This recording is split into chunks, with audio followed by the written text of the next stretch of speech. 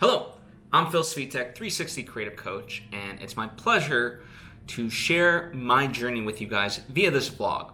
Now, it's not my intent to just kind of tell you what's been going on, but rather to illustrate my journey and highlight takeaways from me.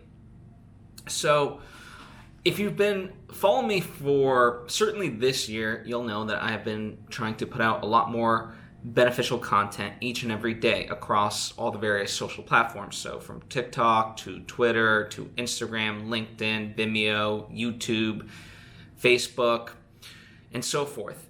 And I do that because I batch all of my content on the weekends, and then I just schedule things out and so forth. And obviously I post as things happen.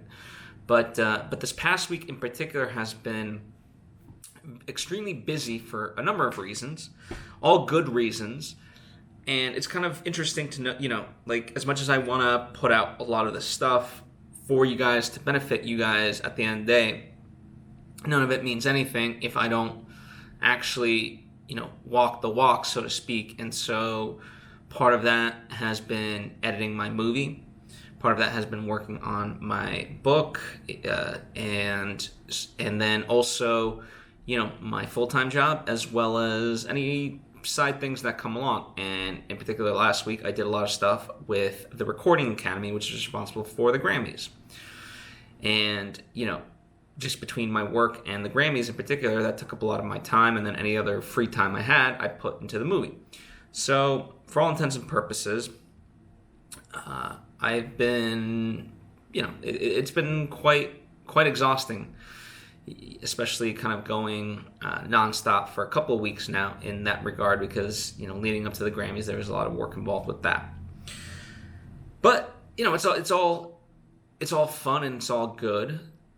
One of the things that, as I continue in my own journey, I really want to get to a place, much like, my inspiration, certainly, I don't think it's any secret, is Gary Vee.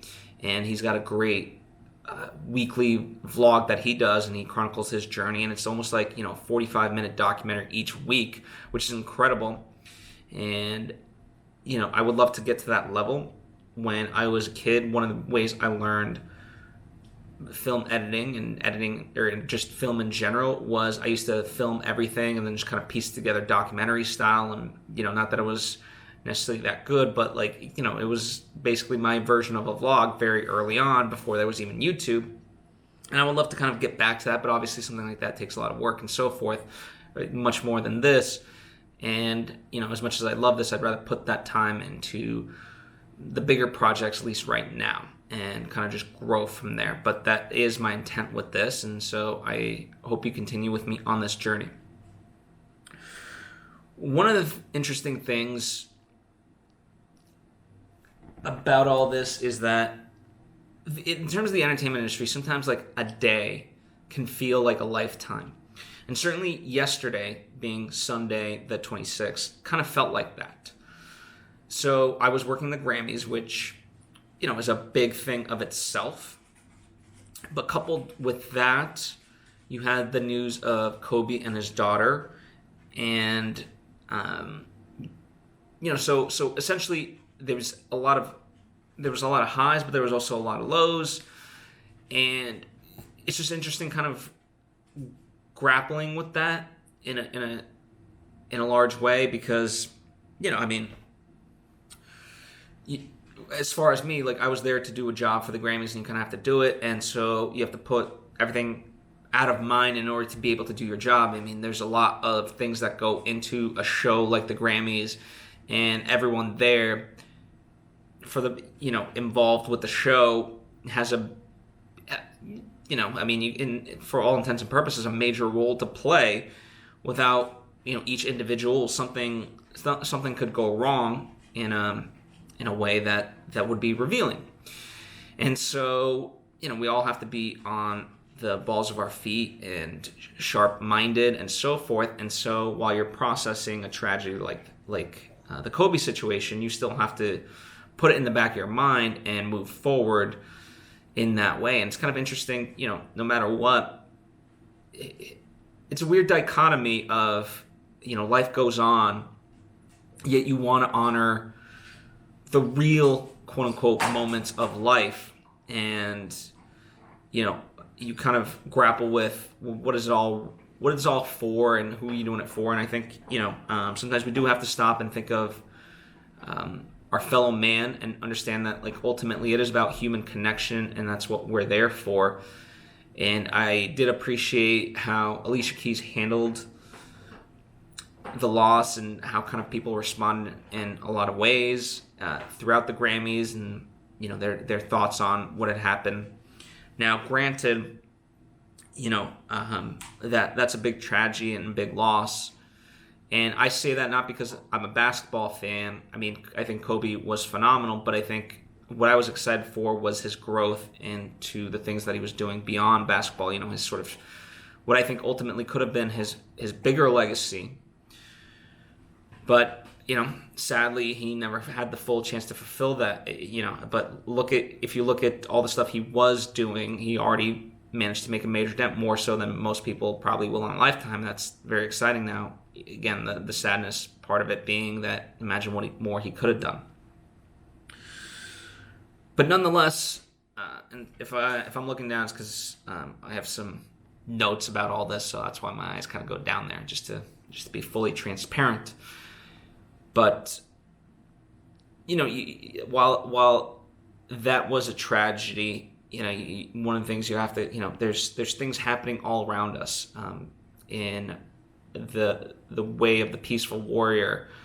There's a great quote: "There's never nothing going on." And so whether it's the highest of highs or the lowest of lows, there's always life happening around you. And so that's why, when people say they're bored or they can't find anything to do, it's like you just got to open your eyes and there's life around you. And there truly is. And I think we have to be reminded of that each and every day and, kind of honor that. And now, it might sound, I don't know if hypocritical is the right word, but where, I talk a lot about patience and, not rushing things. And I think that's, like, as an artist, that's true. Like, it's a weird thing. You want to seize the moment, but at the same time, don't over rush things. And there's a fine balance there, because I do believe, a lot of aspiring artists just want to have everything done and not enjoy the journey. But I think part of the, when I say seizing the moment, it doesn't mean like you just have to get everything done. It's about enjoying the ride. And so I want to make that very clear, especially in this day and age when, now kind of people are considering it's like, oh, you have to do what you love and so forth. And I agree with that. And, time isn't a given necessarily, but at the same time,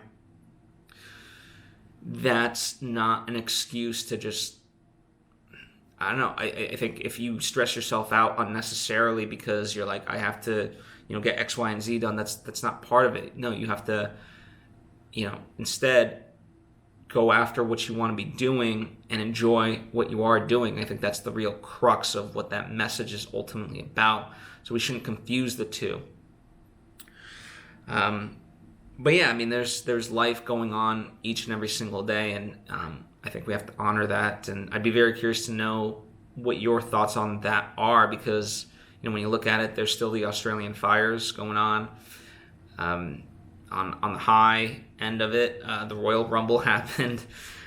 So you had two, alongside the Grammys, like there's always exciting things continually happening, but there's also negative things continually happening all at the same time. I mean, I can't imagine. I remember when the Amazonian fires were happening, that didn't get reported for 3 weeks in major news outlets. So who knows what tragedies are out there. And, I think Kobe is quite an inspiration, but imagine all the things that we're unaware of in the moment. And that's kind of sad, unfortunately. And it's not to say like we can all pay. I think we can definitely overwhelm ourselves by paying attention to too much, and it's not. I don't think it's necessarily our job to know everything, but it is in how we act and what we choose to pay attention to that actually does define us. So I think that's, I don't know, it's an important thing that came out for me yesterday. But as far as as far as my experience with the Grammys, like it was a very enjoyable process. To be honest, I've never really watched the show that much. I'm much more of a movie guy, so like Oscars, Golden Globes type of thing was always more of my speed. And what I'm continually amazed at with the Grammys is the number of awards they have. So, for all intents and purposes, they were giving out awards since like noon. Not all of it's televised on prime time, but there was a lot of awards handed out. And, the prime time stuff is more for the bigger awards, quote unquote. And I'm glad, there all the stuff that you don't always get to see on television, goes up on through social media, YouTube, and so forth. So I was part of that team getting out there. I think that's really cool because obviously, if someone wins a Grammy, and it might not be like record of the year, it's still a notable thing. It deserves to be honored, and so I'm glad that that's there. And the other aspect that I'm amazed with the Grammys, like there's so much more to the Grammys. They put on events basically year round. They do a lot of educational components, and the only travesty of all of that is most people don't know about it. And I'm not in the music business per se, but I know plenty of people in the music space that don't know all the things that the Grammys are doing. And so I think, if there's one thing that I would hope for with my work with the Grammys as it may continue is that I can help spread kind of the good stuff that they are doing, because there's a lot of it. So that was fun. One of the things that as I reflect upon, and I work with more and more people and more clients and companies and so forth, is how things are managed and essentially how leadership operates. I think good leadership is really about sort of having foresight and, anticipating problems. And now, granted, you're not going to anticipate every single problem, but when problems do arise, having a cool, calm, and collected thought process to it, so that way you and your team don't panic and can solve that problem. I think it's also empowering people into their positions. And too many times, like there's some companies that I work with where you don't necessarily have a clear idea of what's going on or what your role is. And I don't think that's, as I kind of look at where things are headed, I don't think that's fun for anybody. Most people, they want to feel effective at their job. It might not even be the job like that they absolutely love, but nonetheless, I'm sure most people would do a job if they felt like they were contributing to something. And that's where good leadership comes in. It's something that Simon Sinek talks a lot about, but having a why. One of the stories that he told on a podcast that I've listened to recently, I don't know how recent it is for him, but he was talking about the Disney engineers. And the Disney engineers are basically in charge of everything but the movies and TV shows. And, there's this apparently like hard-ass boss, but, one of the things he like took time and stopped everyone, and he was like, he explained why he was essentially hard-ass, because there was a father who was in a wheelchair with his daughter at Disney. And essentially, as the story goes, he made everyone realize that at Disney, that father doesn't feel like he's in a wheelchair. He feels like any other father with his daughter at a theme park. Because at Disney, it's a very handicap accessible and so forth. And, when he put it into that context, everyone that, part of the Imagineering team and so forth that just thought he was a hard ass now understood why he was a hard ass, because they understood what was at stake. And that's what true leaders do, is they, there's a real important why, so that way you understand the what and how that you're going about these certain things. Once you know the why, you're much more likely to get on board, or it might not be your why, and then you move on and find something that is your why. But that to me is good leadership. I think people use the term, I think a lot of quote unquote leaders will use the term leader when they're in fact a boss. A boss is just someone who doles out instructions and so forth, but they're not empowering people. So that to me is the real key difference. And so it's kind of been interesting to learn that by for the most part observing really good leaders. Very few times, and I've never really talked about, there's been a couple of experiences that I've had that, haven't been, but I don't like to highlight those. The other part of, being a good leader, also, now that I think about it, because I wrote it down, is the idea of making sure that everyone knows the priorities. And one of the things that I think a lot about today is the quality of something versus timing. And oftentimes, you obviously want the highest quality, but at the same time, you don't want to miss certain things. So, for example, there was something that I worked on in the past couple of weeks, and, it was based on an event that had happened, and they wanted to make a highlight video. And, the highlight video got done basically day of, and sure, maybe a couple of changes here and there. Next day it was like, okay, let's fix this, let's do that. But the next day it should have gone out realistically. Well, there kept being more and more rounds of notes throughout for this like a minute and a half highlight video of an event. And then it basically turned into a week later where notes were still being doled out for this a minute and 30 video. And it's like, it's not making the video that much better. And, the quality of it was in the timing of getting it out essentially day of, if not, worst case, the next day. That's when it has most relevance. It has a timeliness to it. And so sometimes you got to consider the timeliness of something over the quality. Again, you don't want to put out shit, but at the same time, the types of notes that were being given, you kind of have to really wonder, and like, is this really making it that much better? And in the grand scheme of things, it wasn't.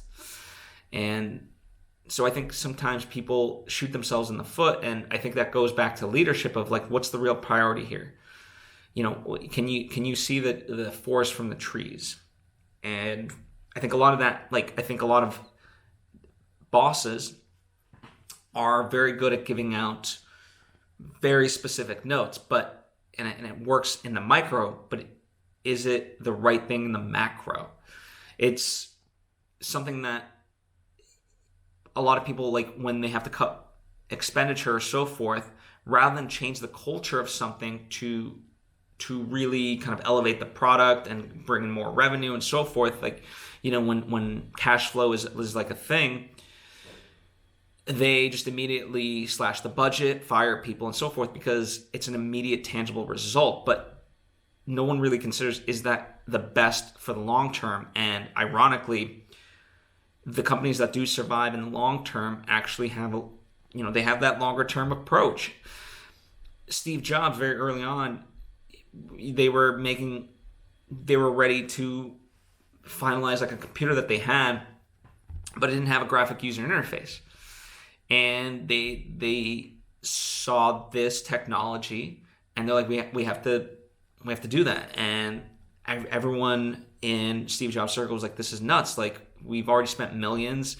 We would miss deadline.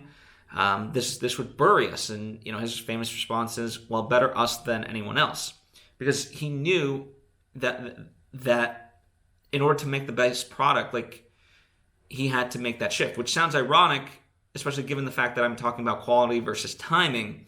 But in that instance, that's a good marksman of leadership, because that deadline was arbitrary to a certain extent.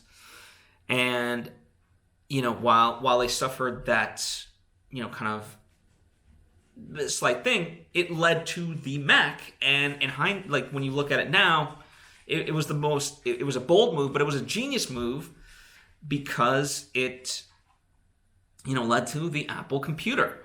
And mind you, it could have very well blown up in his face and they could have blew up the company. But in that sense, Steve Jobs was willing to do that because he believed in a far bigger purpose than just profit. He, when we talk about the why of leadership, he had a strong why to make personal computers accessible to the average person. I mean, it's incredible that we take computers for granted in today's day and age, but back then it was pretty unthinkable that the average person could operate a computer. And the computer that they were going out with, you would have to code. So, and the average person wasn't gonna, think about them trying to learn how to code and stuff. So the graphic user interface was a game changer.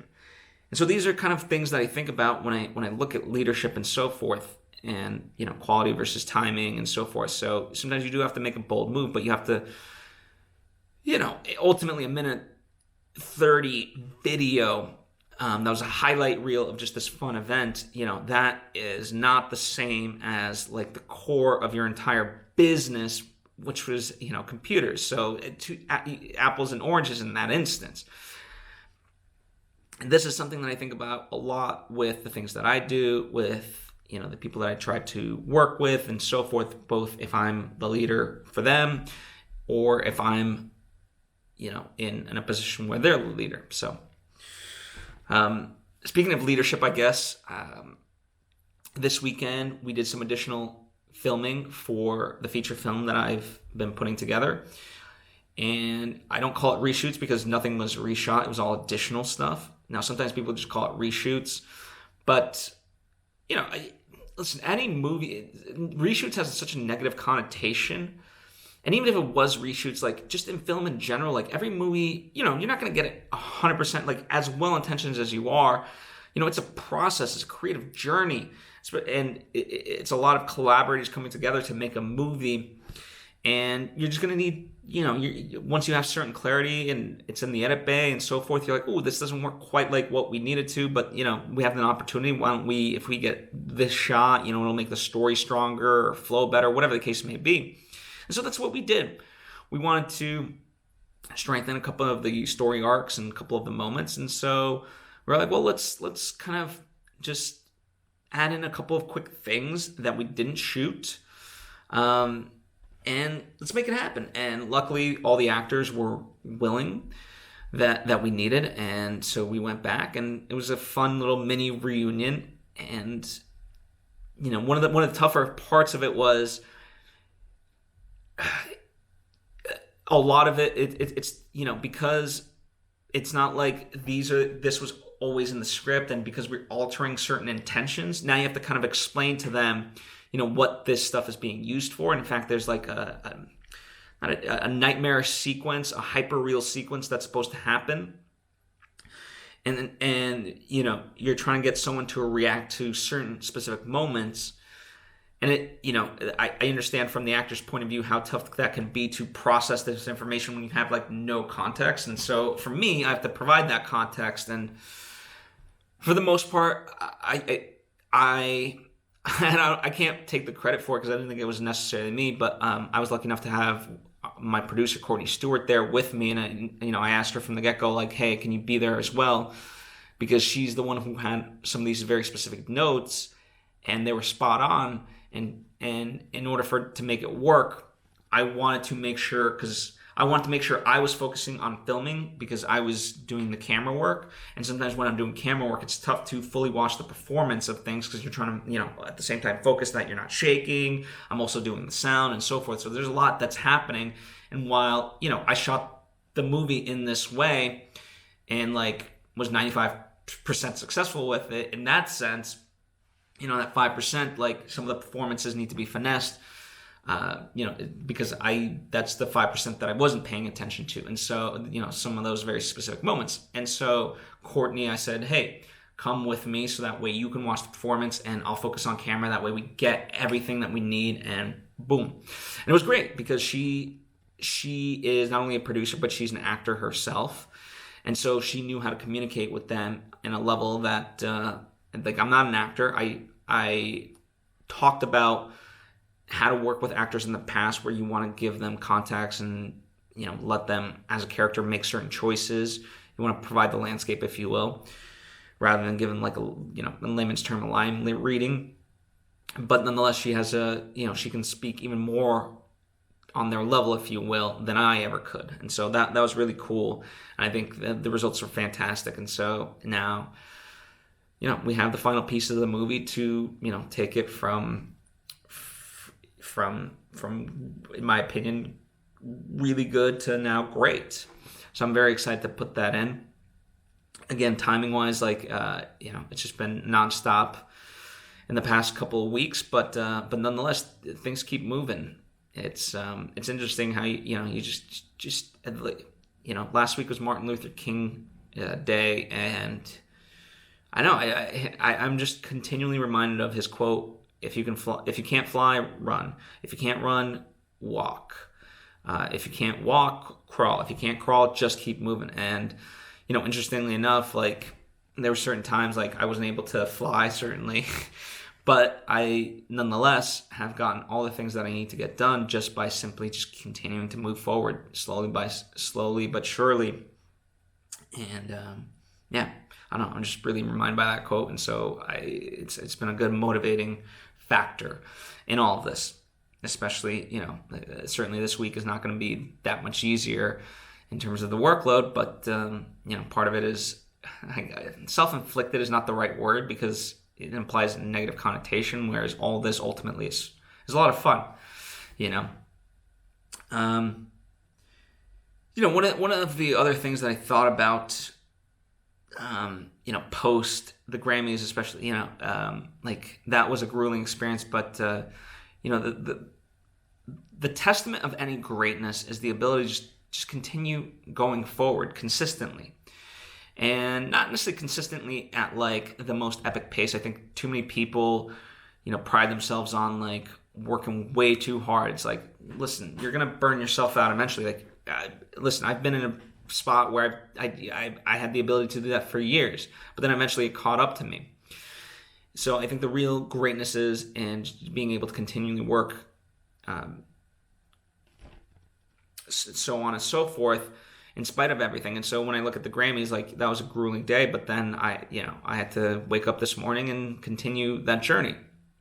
And so you find pockets of rest and so forth, and it's part of it's making wise choices and so forth, having a good system in place, whether, how you eat, how you sleep, how you take care of, organization and so forth. All these various things add up. So the key to a successful life is doing the small things correctly because they add up to bigger things.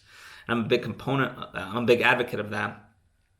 But I think too many other people, sometimes they go through a major event, like the Grammys, and all of a sudden, then they need too much of a recovery period. And I think give yourself a little bit of a recovery period. Sure, we all need it, especially after major things, but true success is being able to, get back to it. And, I have an interesting relationship with success where I'm not at the, I still want to accomplish a lot, but I already have accomplished a lot. And I think it would be improper to for me to boast I'm so successful. No, that's not what I'm saying. But nonetheless, I know that, to achieve, for me, it's about in order to achieve the things that I want to, I know that I have to keep going. And so, this morning I have to get up. But by the way, for me, I allowed myself to sleep until 7:30, which for me, that's sleeping in. So, you do things here and there to kind of alleviate for that, for those grueling moments. And that's kind of, overall, in terms of what I've been up to, that's some of the main things. I haven't been going to the movies as much. Certainly last week I did not see any movies in the theaters, which, when you know me, that's kind of a sad thing because I love movies. But sometimes, in certain situations, when people talk about a work-life balance, I think they have it all. I think they have it wrong in the sense that there should be a work integration. Work should be integrated into your life, And it shouldn't be like this negative thing. And so I will admit I'm very blessed to be able to do what I enjoy 95, if not 99% of the time. There's certain things like, even with like my own work administratively, like having to upload and create thumbnails and so forth, that can get a little tiresome or tedious at times, but that's part of the process. And so we all have to do it. So that's just in life in general. That comes with the territory no matter what. But nonetheless, I recognize that I'm very blessed to be able to do the things that I want to do. And I sort of a little bit lost the train of thought there. But the idea being, what was the idea? Okay, so work-life integration. You want to have the ability to try to integrate your work as part of your life rather than seeing it as separate. Number one, because that's the real balance of it. Like, can your work fulfill you rather than just like this thing that you have to go off and do? When work is truly, work is a very harsh term for all intents and purposes. Like, I don't look at my work as work. It's things I get to do. I'm trying to grasp for a word of that's truly one that I'm intending for this, but right now it's just not coming to me. If you have one, comment, let me know. But anyway, the idea being that I also think like part of that balance means knowing that it's like a bottle of water. As you kind of shift it, it's balancing itself, but it's not always gonna be fully just level the entire time. It's always gonna be in flux, and I think that's what work-life integration really is about. There's gonna be times like right now where you have to roll up your sleeves and not go to the movies as much because there's other things that are bigger priorities in this moment. But that can change and so forth. And, you have to allow yourself those moments of rest too. But to say like, oh, each and every day I need like 3 hours of yoga and I need to do X, Y, and Z. And that's impossible. That's not work-life integration. That's not work-life balance, if you want to call it that. It's just a fantasy. The real work-life integration is about knowing what your priorities are at a certain point. And sometimes, if your friendships, have to get put on the side because, God forbid, let's say you're dealing with illness in a family, well, then you would hope that your friends are strong enough in terms of your relationships with them, that they understand that and in fact would support you. Sometimes, in my case right now, work is the heavier load. And so my friends understand that, right now I'm not going to be there, but if they truly need me, yes, I will be there. And then, when work slows down, then, we get to hang out and so forth. And part of that is the ability to, I think, not to toot my own horn, but part of why I feel like people do trust me and why I have maintained really deep friendships is because people know, like, when I'm unavailable, it's because I'm not just blowing them off, I'm doing something. But then when I'm with them, I give them my all. Like, they are my priority. Just like, right now my work is my priority. But when I'm with them, they're my priority. And people, I think, recognize that. I'm lucky enough to have friends that see that and value that, and they in turn give me the same respect. So I thank them very much. Also, shout out last week, even though as busy as I was last week, I had scheduled this thing, an interview with Ken Knapsack on the Knapsack Files. And it's something that we've been trying to, get together for a while now. Schedules being as they were, and it was not something that I was going to miss no matter what. So I had a blast doing that. So thank you, Ken. I would encourage you to check out that episode, not because of me, but just in general. I think he's a great guy. You don't even have to check out my episode, but just check out his series in general. He's a fantastic human being that I've known for 6 years now, actually. So it's incredible, and to see him grow in the ways that he has. I'm just privileged to have been part of that journey in whatever capacity that I have been. Anyway, I think I've rambled enough. These are just the things that have been happening with me. But if there's anything that you want me to talk about specifically, whether in my vlog or in any of the other videos that I do, by all means let me know, and feel free to share your thoughts and comments. And the more specific you are, if you have questions, then the more of a specific answer that I can give you. One of the things that, right now I make a lot of the statements that I do kind of general because I want it to apply to as many people as that I can. And when I say many people as I can, that being like aspiring artists. But yeah, I will say one of the things that you guys don't see unless you like actually know me and we interact on a one-to-one level is my ability to contextualize and help people problem solve. And that's where I'm great at. And so if, in lieu of that, to a certain extent, if you comment and the more specific you are, well, the more specific I can give you an answer. And I truly, truly enjoy that. Anyway, thanks for taking the time to tune in. I hope you managed to take away some things, because after all, that's why I do it. So I'm at Svitek on social media, and I'll see you next time.